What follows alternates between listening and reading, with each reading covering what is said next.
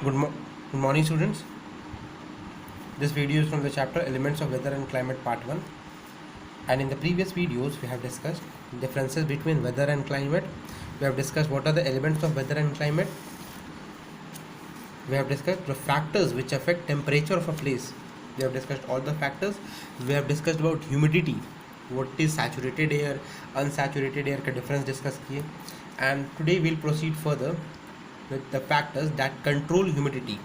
ठीक, तो ह्यूमिडिटी के बारे में हम लोग क्या जानते हैं? Humidity is the amount of water vapour present in the atmosphere. ठीक है, जितना वाटर वेपर एटमॉस्फेयर में प्रेजेंट होगा उसको हम लोग क्या बोलते हैं? ह्यूमिडिटी बोलते हैं. तो पहला फैक्टर क्या है? The first factor is temperature that affects the humidity of a place. Temperature कैसे अफेक्ट करता है?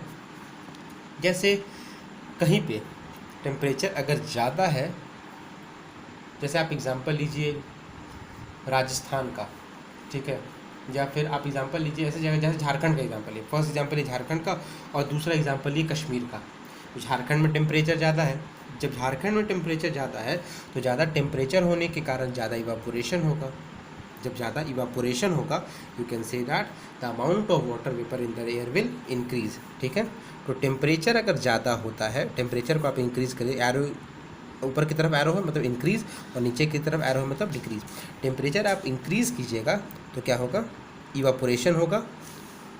ठीक है, इवापोरेशन होगा. और जब इवापोरेशन होगा तो व्हाट विल हैपन?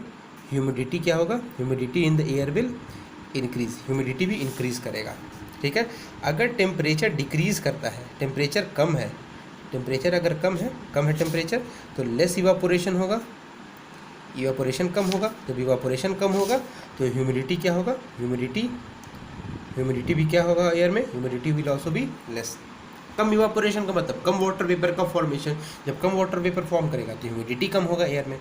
ठीक है, now moving to the second factor that is the season. अब एक बात बताओ, समर सीजन के टाइम में वाटर जो आपके सराउंडिंग में है वो कम हो जाता है. समर सीजन में तो वाटर सराउंडिंग में कम होता है. दैट मीन्स जब सराउंडिंग में वाटर कम है तो क्या होगा? इवापोरेशन. सराउंडिंग में वाटर जब कम है समर टाइम में तो क्या होगा? Evaporation will be less. Evaporation क्या होगा? इवापोरेशन क्या होगा? कम होगा. जब इवापोरेशन कम होगा तो ह्यूमिडिटी क्या होगा? Humidity will be less. ठीक है, समर के टाइम में क्या होता है? इवापोरेशन कम होता है. जब इवापोरेशन कम होता है तो क्या होता है? ह्यूमिडिटी कम होता है. वही रेनी सीजन का बात किया जाए तो रेनी सीजन में क्या है? टेम्परेचर भी ज़्यादा होता है, पानी भी बहुत ज़्यादा आपको दिखता है चारों ओर. जब पानी भी रहेगा, टेम्परेचर भी ज़्यादा रहेगा तो क्या होगा? Evaporation will be more. Evaporation ज़्यादा होगा. जब इवापोरेशन ज़्यादा होगा तो ह्यूमिडिटी भी क्या होगा? Humidity in the air will be more. ठीक है, समझ गए? क्या बोले कि समर के टाइम में इवापोरेशन कम होता है क्योंकि चारों ओर जो पानी है वो पानी कम रहता है. जब पानी कम है, टेम्परेचर ज़्यादा है लेकिन पानी कम है तो क्या हुआ? ह्यूमिडिटी कम होगा. क्लियर?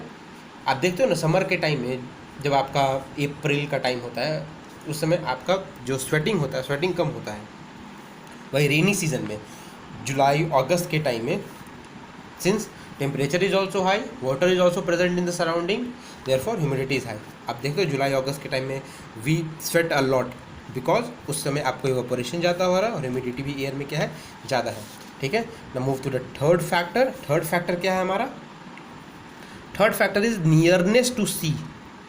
Nearness to sea. जो एरियाज समुद्र से नज़दीक है वहाँ पे ह्यूमिडिटी ज़्यादा होता है as compare to the areas which are far from the sea. जैसे मुंबई, चेन्नई, कोलकाता, ये एरियाज क्या है? समुद्र से नज़दीक है तो वहाँ पे ह्यूमिडिटी ज़्यादा है. फिर न्यू दिल्ली, जोधपुर, जयपुर, श्रीनगर, ये सब एरियाज समुद्र से दूर है इसीलिए वहाँ पे क्या है? Humidity is less. Clear? Nearness to sea में क्या है? The areas which are lying close to the sea face higher humidity whereas the areas which are far from the sea experience less humidity. ठीक है, clear? तो ये तीन factors determine the humidity of a place. ठीक है, और cloud cover के बारे में क्या बोला जाता है कि वाटर वेपर जो है, वाटर वेपर का एक स्पेशल कैरेक्टरिस्टिक है कि वो जो हीट है वो हीट को एब्जॉर्ब कर लेता है. ठीक है। वाटर वेपर जो है, जो क्लाउड है, क्लाउड के अंदर वाटर वेपर है, वो क्या करता है, हीट को एब्जॉर्ब कर लेता है। ठीक, अब जब हीट को एब्जॉर्ब किया तो दिन के टाइम में अगर क्लाउड कवर होगा तो क्या करेगा, it will absorb a part of insulation, that means the solar radiation which is coming to the earth. ठीक है, अर्थ के ऊपर अगर क्लाउड कवर है, ये अर्थ हुआ, और उसके अगर ये ऊपर क्लाउड कवर है, तो बाहर से जो सोलर रेडिएशन आ रहा है, सन का जो रेडिएशन आ रहा है, उसको ये क्या करेगा, it will absorb during the day time. दिन के टाइम में क्या करेगा, ये क्लाउड कवर क्या किया, सोलर रेडिएशन को एब्जॉर्ब कर लेगा। ठीक है, रात के टाइम में क्या होता है, रात के टाइम में तो अर्थ इसको रिलीज़ करता है, ठीक है। जब अर्थ इसको रिलीज़ करता है तो क्या करेगा, ये जो क्लाउड कवर है इस सोलर रेडिएशन को एब्जॉर्ब कर लेता है उस टाइम में भी। दिन के टाइम में ऊपर से जो रेडिएशन आ रहा है उसको एब्जॉर्ब किया, और रात के टाइम में क्या किया, रात के टाइम में जो नीचे से जो रिलीज़ हो रहा है उसको एब्जॉर्ब कर लेगा। क्लियर। अब ये इतना जो वाटर वेपर है, वो वाटर वेपर एटमॉस्फेयर में पहुंचता कैसे है। पहला प्रोसेस क्या है, for the first process is evaporation. The first process of reaching is evaporation. Evaporation के थ्रू ये एटमॉस्फेयर में पहुंचा। दूसरा क्या है, ट्रांसपीरेशन। ट्रांसपीरेशन का मतलब होता है रिलीज, और the leaves of the plant release water through the leaves. ठीक है, उसको क्या बोलते हैं, ट्रांसपीरेशन। इवापोरेशन के थ्रू पहुंचता है, ट्रांसपीरेशन के थ्रू पहुंचता है, ये तो एटमॉस्फेयर में पहुंचा। और and it returns back to the earth surface through the process of condensation and precipitation. Condensation और प्रेसिपिटेशन के प्रोसेस के through it returns back to the earth surface. And the temperature at which the air gets saturated, the temperature at which the air gets saturated is called as dew point. ठीक है, that is called as dew point. तो condensation के बारे में आपको पढ़ना है कि क्लाउड जो है वो कंडेंसेशन का ही रिजल्ट है। क्लाउड का जो फॉर्मेशन है वो कंडेंसेशन का ही रिजल्ट है। फॉग है, जो आप कोहरा देखते हो, वो क्या है, it is also a result of condensation. Due का मतलब आप जब देखोगे ठंड के टाइम में जो मेटल का सरफेस होता है या घास होता है, उसके ऊपर पानी मिलता है, ओस जिसको आप बोलते हो हिंदी में, वो क्या है, it is a result of condensation only. Frost तो आप देखे नहीं हो, ड्यू का एक रिजल्ट है आपका फ्रॉस्ट। मतलब ये क्लाउड का फॉर्मेशन, फिर आपका फॉग का फॉर्मेशन जो कोहरा आप बोलते हो, फिर आपका ड्यू का फॉर्मेशन, फ्रॉस्ट का फॉर्मेशन, ये क्या है, कंडेंसेशन का ही रिजल्ट है। कंडेंसेशन का मतलब क्या है, condensation is conversion of water vapour into liquid. Water vapour जब लिक्विड में ट्रांसफॉर्म होता है उसको क्या बोलते हैं, कंडेंसेशन बोलते हैं। क्लाउड्स क्या है, clouds they are just an accumulation of condensed water droplets of, जैसे जो यहाँ से इवापोरेशन हुआ ना अर्थ के सरफेस से, ये अर्थ है, अर्थ के सरफेस पे इवापोरेशन हुआ, वाटर वेपर इवापोरेट करके ऊपर उठेगा। अब ऊपर जाएगा तो क्या होता है, टेम्परेचर ड्रॉप्स डाउन, टेम्परेचर ठंडा हो जाता है। तो टेम्परेचर जब कम होगा तो वाटर ड्रॉपलेट क्या होगा, it will form water, small water droplet. जो वाटर वेपर जो ऊपर गया है वो क्या फॉर्म करेगा, वाटर ड्रॉपलेट, बहुत छोटा, बहुत माइन्यूट वाटर ड्रॉपलेट फॉर्म करता है। और एयर के सहारे वो क्या होता है, एयर के सहारे वो हवा में ही सस्पेंडेड रहता है।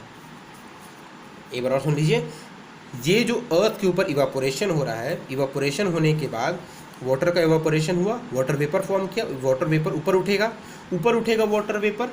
तो जैसे जैसे वाटर वेपर ऊपर जाता है, अर्थ के सरफेस से दूर जाते हैं हम लोग, टेम्परेचर कम हो जाता है। टेम्परेचर कम होगा तो टेम्परेचर जब कम होगा तो वाटर वेपर किस में फॉर्म करेगा, वाटर बन जाएगा, लिक्विड बन जाएगा, और बहुत माइन्यूट वाटर ड्रॉपलेट बनता है।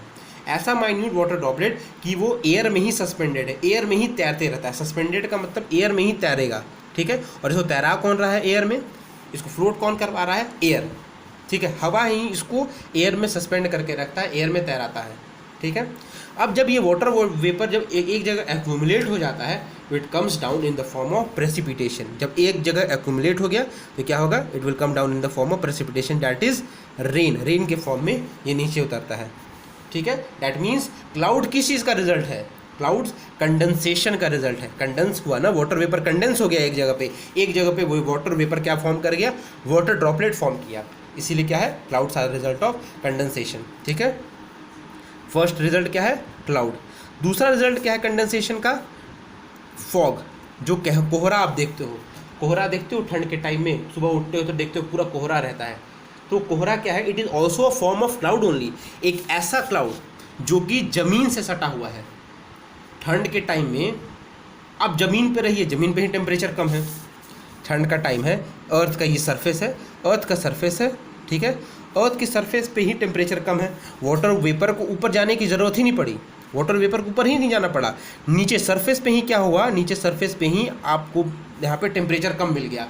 जब सरफेस पे ही टेम्परेचर कम मिलेगा तो यहीं पे ना वाटर वेपर सारा वाटर बन जाएगा।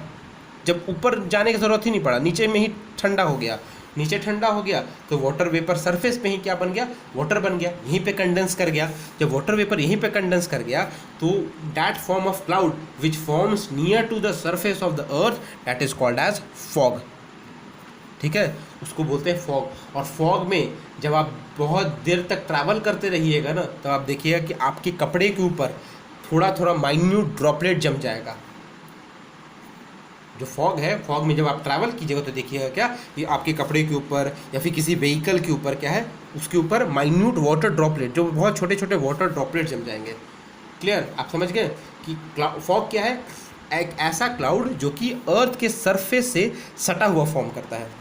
क्लाउड क्या है, क्लाउड ऊपर जाके कंडेंस करता है, तब क्लाउड का फॉर्मेशन हुआ। फॉग का फॉर्मेशन कहाँ पे होगा, अगर सरफेस से सटे हुए क्लाउड का फॉर्मेशन हो गया उसको क्या बोलते हैं, फॉग, ठीक है। Next is due.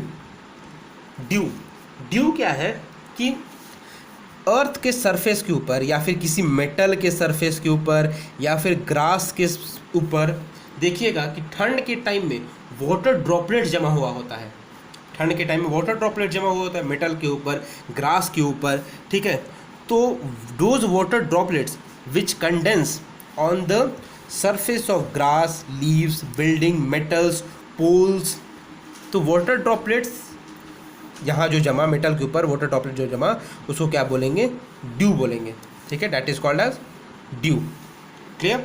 ये ड्यू का फॉर्मेशन क्यों हुआ, क्योंकि ठंड के टाइम में मेटल का जो सरफेस है, पोल है, ग्रास है, ये सब का लीव्स है, उनका टेम्परेचर क्या होता है, ठंड के टाइम में डिक्रीज कर जाता है, टेम्परेचर बहुत कम हो जाता है। जब मेटल के ऊपर जो वाटर वेपर आएगा, कंटैक्ट में आएगा, वाटर वेपर कंटैक्ट में आएगा तो क्या होगा, इसके ऊपर सारा मेटल के ऊपर वाटर ड्रॉपलेट जम जाएगा। मेटल के ऊपर क्या हुआ, मेटल तो ठंडा हो चुका है, तो वाटर वेपर जो कांटेक्ट में आएगा वो कंडेंस हो जाएगा, और कंडेंस होकर क्या बनेगा, वाटर बन जाएगा, ठीक है। तो यू कैन से दैट कि ठंड के टाइम में मेटल के ऊपर, ग्रास के ऊपर या फिर ऐसे सरफेस जो बहुत ज़्यादा ठंडे हो जाते हैं उनके ऊपर जो वाटर ड्रॉपलेट जमा हुआ मिलता है उसको क्या बोलते हैं हम लोग, ड्यू, ठीक है। और कभी कभी ये टेम्परेचर इतना डिक्रीज कर जाता है कि ये जो ड्यू है, जो पानी है, वो क्या फॉर्म कर जाता है, it direct forms ice, direct ice बन जाता है, ठीक है। तो ऐसा आइस जो कि किसी मेटल के ऊपर, क्रॉप के ऊपर या फिर लीव्स के ऊपर ऐसा जो आइस मिलता है, that is called as frost. समझ में आया।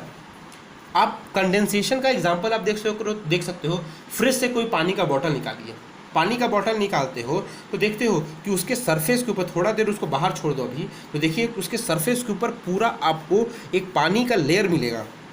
पानी के बॉटल के ऊपर आप पानी का लेयर देखिएगा, तो वो जो पानी का लेयर है वो क्या है, जो बॉटल आप जो बाहर निकाले हो, बॉटल बाहर निकाले, ठीक है, तो इसके ऊपर क्या हुआ, पानी का लेयर आ गया। ऐसा थोड़ी है कि बॉटल लीक कर रहा है, बॉटल तो लीक नहीं किया, बॉटल लीक नहीं किया तो क्या हुआ, ये वाटर कहाँ से आया, सराउंडिंग में जो वाटर वेपर है, सराउंडिंग में जो वाटर वेपर है ये क्या हुआ, सरफेस के साथ कांटेक्ट में आया, और बॉटल तो ठंडा था तो वाटर वेपर जो सरफेस के साथ कांटेक्ट में आया, ठंडे सरफेस के साथ कांटेक्ट में आया, तो क्या हुआ, कंडेंसेशन हुआ, और ये वाटर वेपर क्या फॉर्म कर गया, इट फॉर्म्स वाटर, ठीक है। सिमिलर पैटर्न है क्या, similar pattern is of due. Metal का सरफेस ठंडा होता है, इसीलिए जो वाटर वेपर इसके साथ कांटेक्ट में आता है वो क्या हो जाता है, it cools down to form water, ठीक है। और अगर बहुत ज़्यादा ठंडा है तो क्या फॉर्म कर जाएगा, and in that condition it will form ice, and that ice is called as frost. पानी फॉर्म किया है तो बोलेंगे ड्यू, अगर आइस मिलता है सुबह में तो क्या बोलेंगे, फ्रॉस्ट। और ये जो फ्रॉस्ट है that is too much dangerous for the crops. Frost का फॉर्मेशन जो ठंडे एरियाज में होता है वो क्या करता है, वहाँ के क्रॉप्स को पूरा ख़राब कर देता है। Frost is not good, dew is good up to certain extent. जहाँ पे पानी का थोड़ा ज़रूरत होता है क्रॉप्स के लिए वो ड्यू ठीक है, लेकिन अगर बर्फ़ का फॉर्मेशन हुआ तो क्या करेगा, उस वहाँ के क्रॉप्स को ख़राब कर देगा, ठीक है। I hope you have understood condensation and the factors which affect humidity of a place, and in the next video we'll discuss the objective questions and the subjective questions of this chapter. Thank you.